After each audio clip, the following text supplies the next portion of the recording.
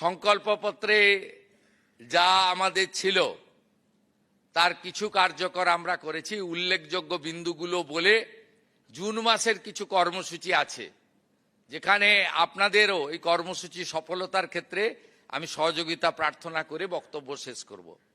আমরা সরকারে আসার পরে প্রথম ক্যাবিনেটে ভারতীয় জনতা পার্টির যে 315 জন কর্মী আত্মবলিদান দিয়েছেন তাদের স্মৃতির উদ্দেশ্যে আমরা সরকারি স্তরে শোক প্রস্তাব গ্রহণ করেছি ক্যাবিনেটে।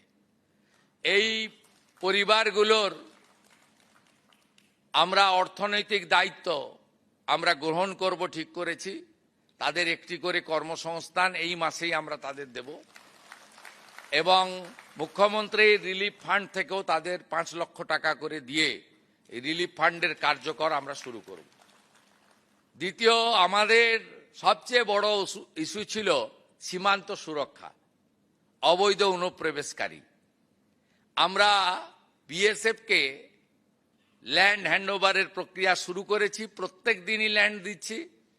এখনো পর্যন্ত আমাদের যে 556 কিলোমিটার জায়গাতে জমি দিতে হবে, আমরা 100 কিলোমিটার মতো জমি হ্যান্ডওভার করে দিয়েছি।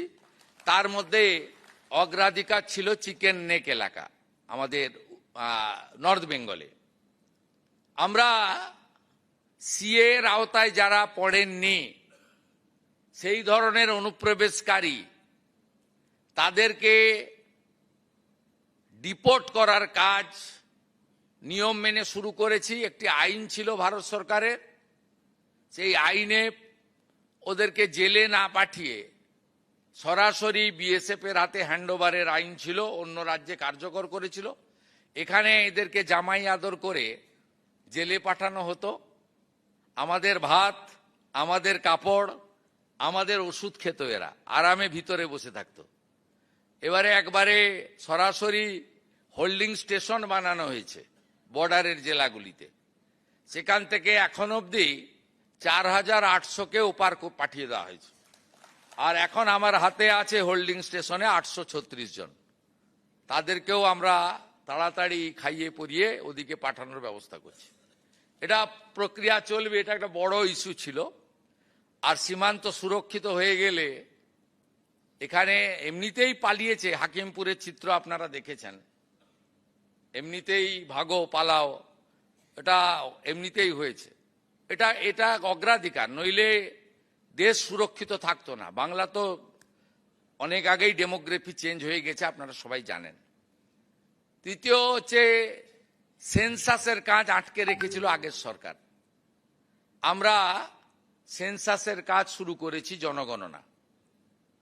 আগামী 1 আগস্ট থেকে 15 আগস্ট বাড়িগুলোতে সার্ভে হবে, কত বাড়ি। আর 16 আগস্ট থেকে 14 সেপ্টেম্বর বাড়িতে কতজন আছে সেই জনগণনা হবে। এটা খুব গুরুত্বপূর্ণ।